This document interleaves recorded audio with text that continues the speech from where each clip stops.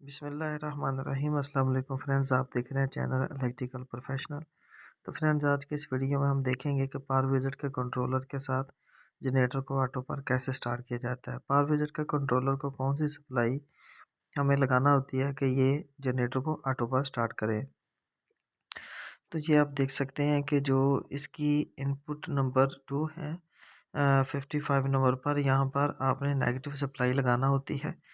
इस input number 2 पर जो वायर नंबर लगा हुआ होता है वो 24 होता है। 24 नंबर की जो वायर है वो इस जो 55 नंबर की पिन है कंट्रोलर की, उसके साथ अटैच की गई होती है।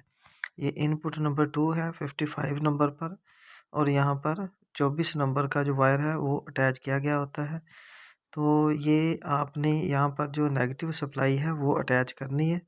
तो इसके लिए आप 220 के रिले भी यूज़ कर सकते हैं, या आप जो आपका एटीएस है उसका जो वापडा का मैग्नेट कॉन्टैक्टर है उसकी नॉर्मल क्लोज जो एक्सिलरी है वो भी आप इस्तेमाल कर सकते हैं इस सप्लाई को क्रॉस करने के लिए।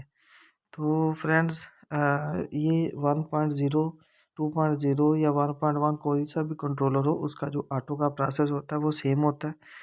तो फ्रेंड्स, अगर आपको वीडियो अच्छी लगी तो लाइक कर दें, शेयर करें और चैनल को भी सब्सक्राइब करें। अस्सलाम वालेकुम।